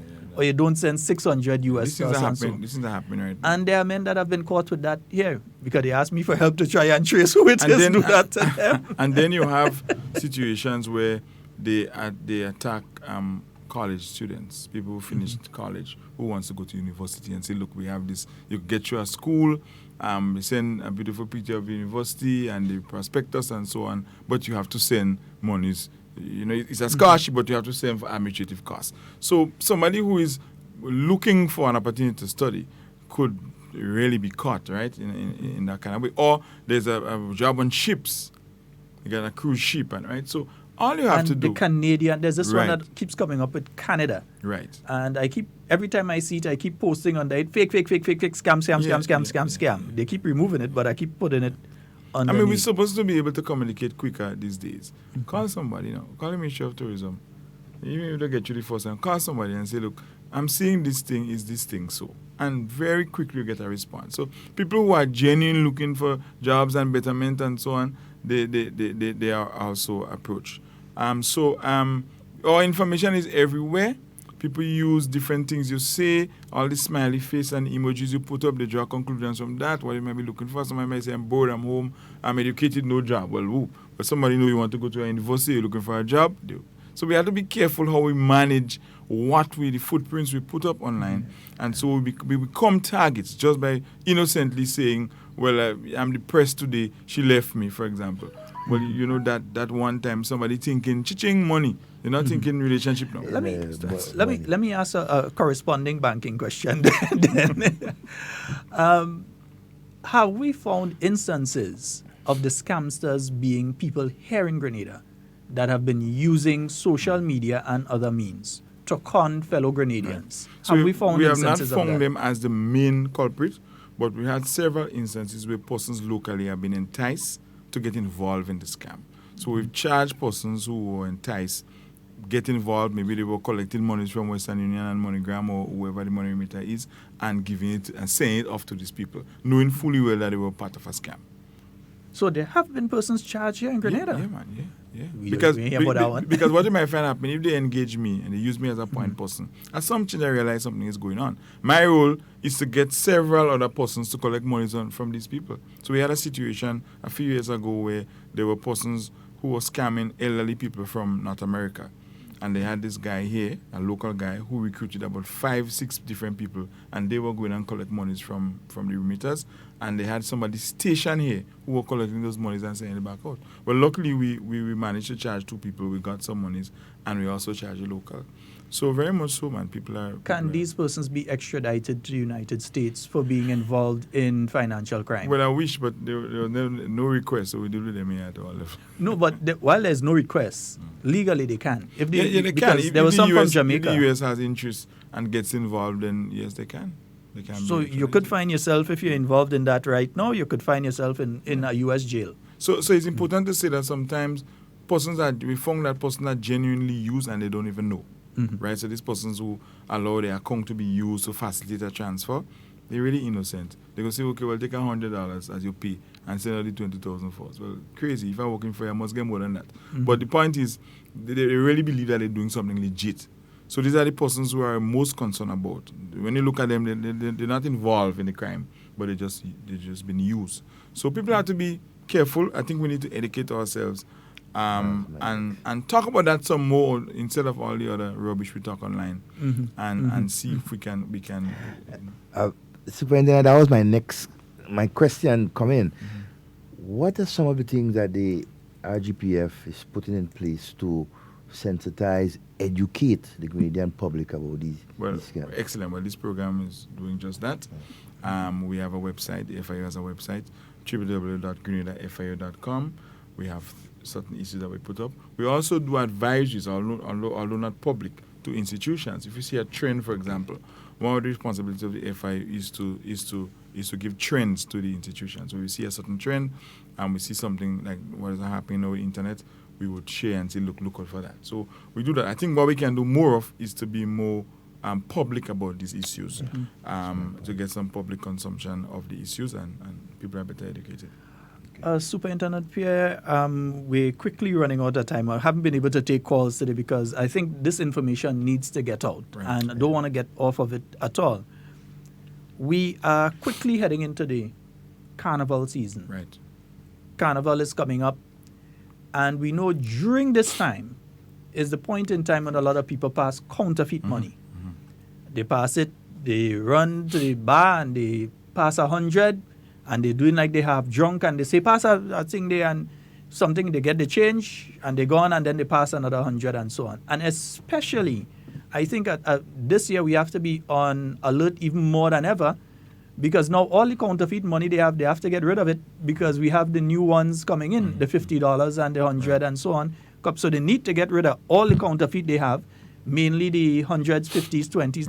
They don't really do 5s and 10. They ain't going down there. Too small. With that, too small. So 20s, 50s, 100s, they need to get rid of that.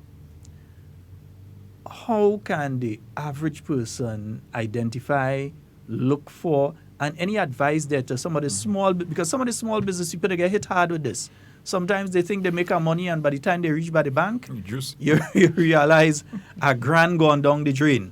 And when you think that's $1,000 that you bring in, you ain't counting all the change that you give that the person gone with as well, and the goods that you lose for the fake money. How can the average vendor, the camida in the terminal or the bus driver that bringing down people from St. Patrick, how can they guard against this? But I think we're back again on the issue of education. People need to educate themselves. So now we see some counterfeit bills that they don't look well. And when you watch it, you know it's obviously not, right? So I think what we need to do, we see a lot of $50, very prevalent, 50s and 100s. So what you need to do is to have a genuine bill as a comparison.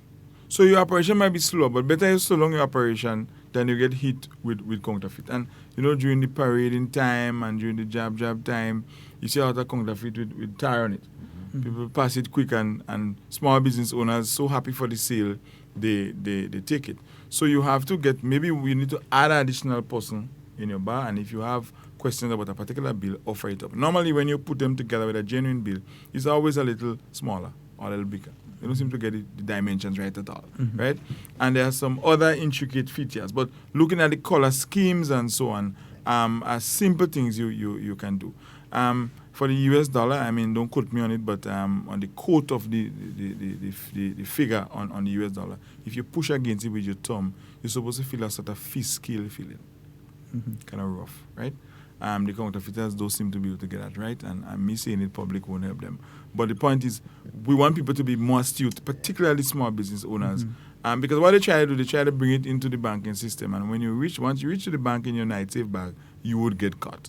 Because when the business owner gets it, he or she feels, well, let me try a thing. It never works. What should they... Okay, I'm selling. Let's say I'm on Kirani James Boulevard, Jubilee morning. I'm selling. Somebody passed me a counterfeit. I recognize that it's counterfeit. I'm still seeing the person. Call the police one time. Hey, call the police one time, and if you can keep it, keep it. But you don't want to. I don't want to encourage fights now. So call the police. Don't go and try and string them in the neck and say, hey, we're trying with me. You don't want to do that to cause fights. But I think what we want more and more to do is people listen. There are persons who are aware of persons who are circulating counterfeit and they're not speaking up. Speak up. Right? Because if one name surfaces 3-4 times, you know that person is onto something. And I think the police will do the best. I mean, currently there are ongoing investigations and so on that are taking place, and I wish we would have some kind of success.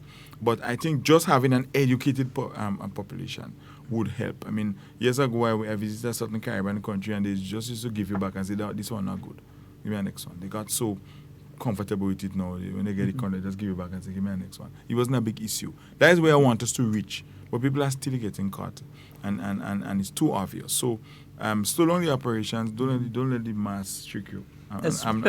Especially between now and Christmas. And Christmas. Yes, because they're going to try to dump all that counterfeit in the next 6 weeks. Before They're going to try to dump every counterfeit, 50 and 100 that they have in their arsenal, and the 20s. They had to get rid of it. And what they don't get rid of there, they're going to try to dump when it comes closer to Christmas, and everybody, they're going to try to dump that on you. And if you're caught with it, you can be charged. Well, even if you're the vendor that you receive it and you're caught with it, if you know knowledge, is counterfeit. So you have to be extremely careful right now. What about posting lists of the ones that, because I've seen a list come out recently of all the counterfeits. We posted a list recently with the numbers, but I mean they get creative, they change numbers every time. But that's just a matter of keeping the public sensitized. What about posting those notices in a place like the bus terminals and so? Because you just put it on the pole, the people who are selling on the terminal, the bus drivers who tend to be some that get the money, because it's nighttime, you're driving bus, somebody pass a 50 for you to pass 100, and you just give them the change. And you go on, you ain't feeling, you ain't checking to see. It's a good idea. What about post them in the bus, and even get some of the bus drivers to keep a list of them on the buses itself, so they become familiar with it. I mean, if people are more sensitized and more public about it, the perpetrators would supermarkets again, even the schools, the supermarkets, the schools, the children. They might get the children 100 and say, go and buy some, because somebody getting it from a child mightn't be so suspicious. So, any other information you want to give to the general public as we nearly out of time?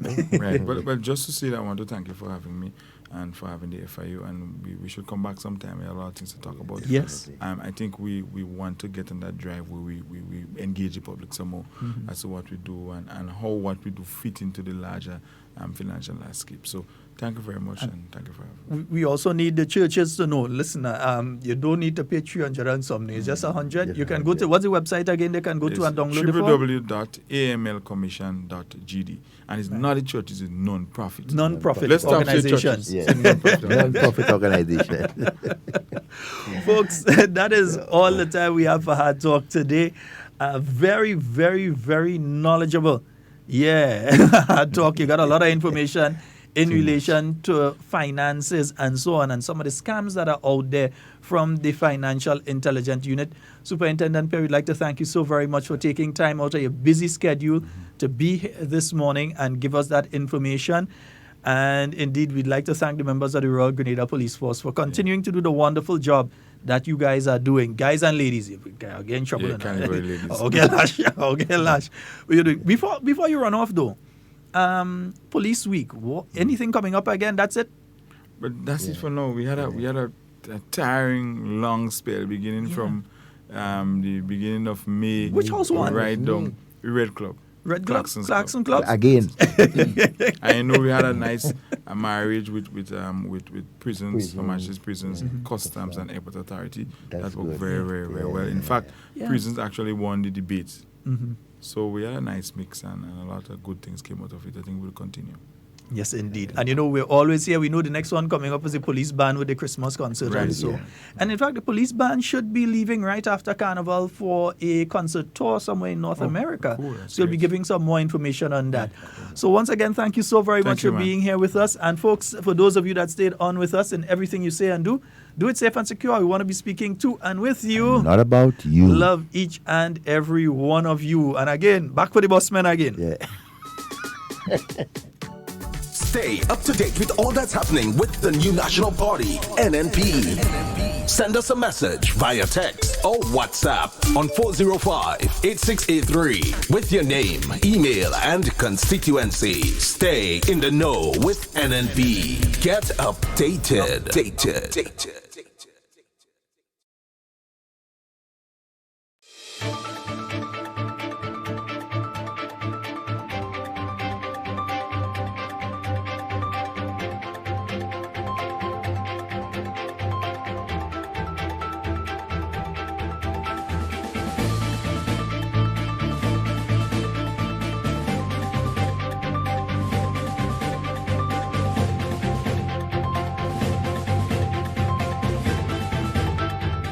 Grenada moves to the next step following completion of the National Assessment of Money Laundering and Terrorist Financing Risk. Details of this story and more in the National Report.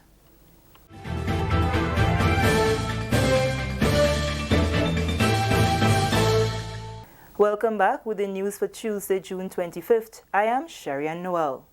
After 2 years of engaging the public and private sectors, Grenada has completed a national risk assessment of money laundering and terrorist financing.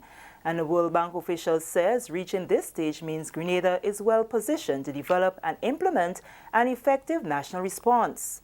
Recommendations, one of the revised FATF recommendation requires all jurisdictions assess their money laundering terrorist financing risk. Grenada's National Risk Assessment, or NRA, was launched during the first workshop in 2017. The final workshop began at the Kirani James Athletic Stadium on Tuesday, marking the end of the NRA and the beginning of the implementation of risk-based approach to the AML-CFT, regulation and supervision based on the findings and recommendations from the NRA. World Bank representative Lisa Bostwick says by reaching this stage, Grenada is sending an important signal to the world about its commitment to combat money laundering and terrorist financing. My team and I have personally supported the NRAs in 20 other CFATF member countries, as well as many other small island states around the world.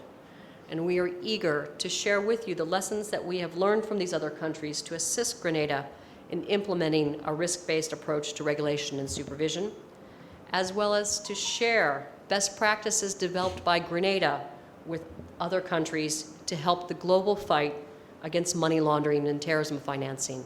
An objective of the two-day workshop includes discussing an NRA strategy for future years and formulating ways to further improve the quality of the NRA process.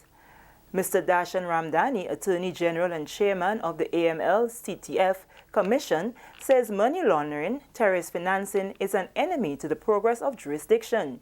He gave government's commitment to protect the safety and stability of Grenada's financial space.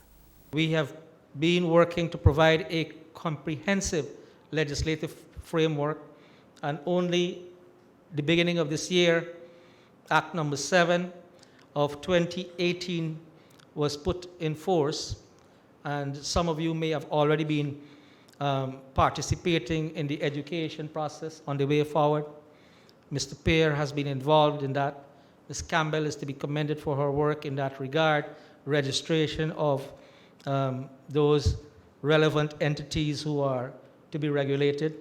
And this is a very significant measure, I must say, because I believe the passage of this piece of legislation has brought to the front for many of those entities which are to be regulated under the 2012 legislation.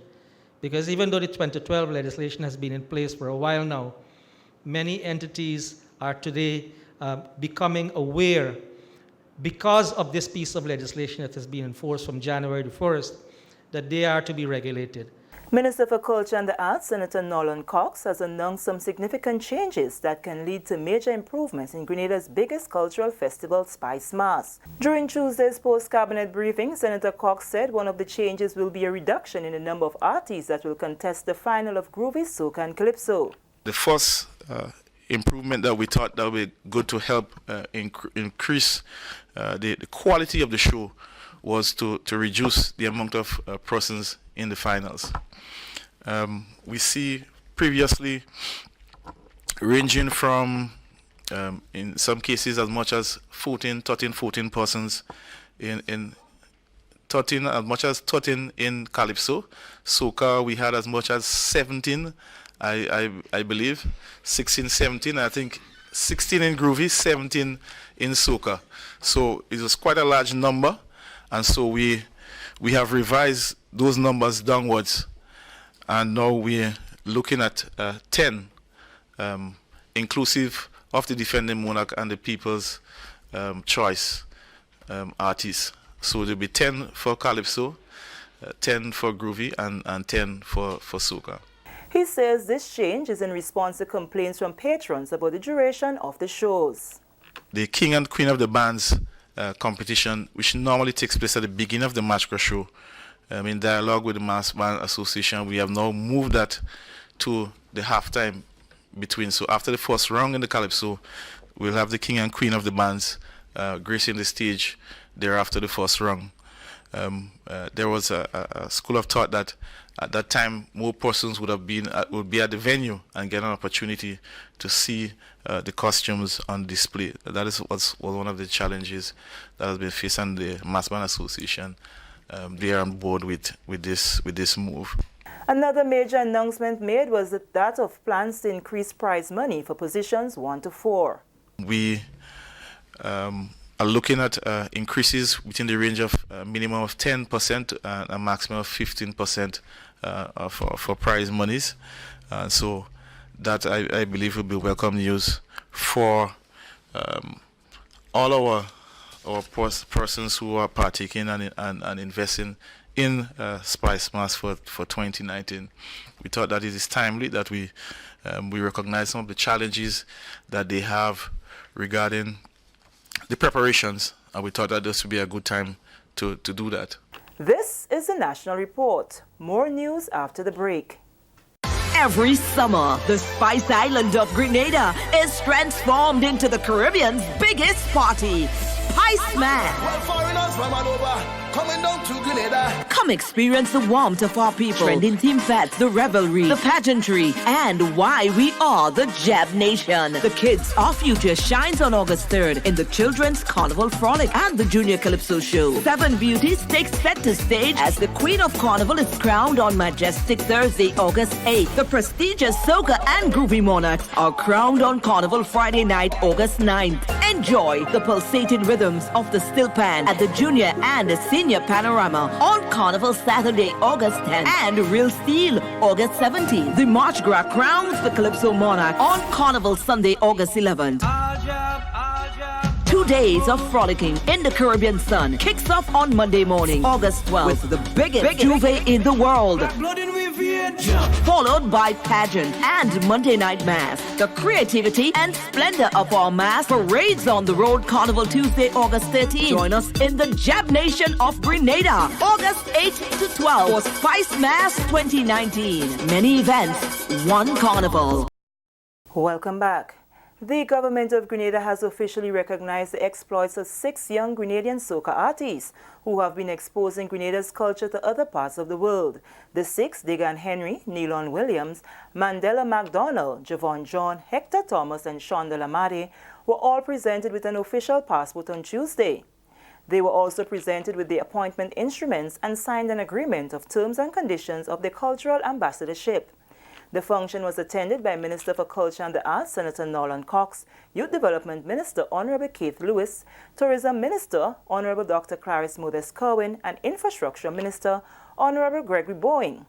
Senator Cox says it is a memorable moment for him as Culture Minister, since this gesture will send a positive message to young and upcoming artists. What it does, it shows a heavy responsibility on our new ambassadors because a lot will be expected of you in terms of how you carry yourself and to use this opportunity to motivate other young persons so they can aspire to want to represent Grenada in this capacity. So I think that is the core component of this initiative. Tourism Minister Honorable Dr. Clarice Modest-Kerwin says her ministry and by extension the government have recognized their contributions and achievements. Apart from the enjoyment you bring to us, is the dollars that you can bring, dollar value you can bring to our country. So you have an awesome responsibility to sell our country well. So you bring them in and you have to teach them to dance the soca because now they want to experience. They want to learn to dance, and forgive me if I say the word, they want to learn to whine. So you guys have to teach them that too. And so we have to create a product out of that, an activity out of that. Your skills, your ability, your enthusiasm to bring people right here. And when they come, we have to make them feel happy. We have to make them feel entertained. So I hope you're thinking about that. Not just Caribbean people, but people from far away as well, to bring them back. Honorable Kate Lewis and Honorable Gregory Bowen also had words of encouragement for the newly appointed cultural ambassadors. This is testimony of our government's commitment to youth development. We are here awarding our young soca artists cultural ambassadors with an official passport. And I'm very happy that we are able to do so.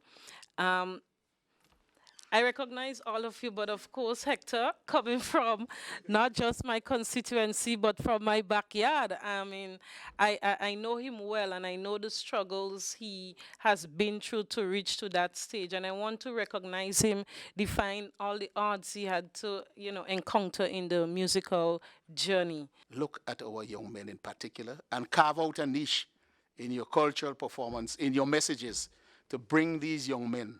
You will know more about them, up to par. This will augur well for our economy.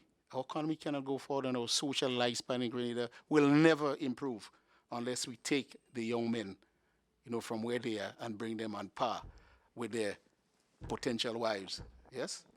That is of critical importance. Otherwise, we'll continue to be down there. And I have no doubt from what I see here. That is from my community, but I've been following all of you, independently. Since, again, the culture ambassador before, sometimes he will call me and say, there is a big multi-million-dollar economic proposal for Grenada. And I say in my mind, yes, he came through the Cultural Foundation, but he understands what Grenada needs. So he's talking about economy. Imagine a cultural ambassador calling the minister and advising me of how I should contact a certain group that he met when he was touring Europe. And with this, we come to the end of the National Report for today, Tuesday, June 25th. I am Sherry Ann Noel on behalf of the entire news production team, thanking you for viewing.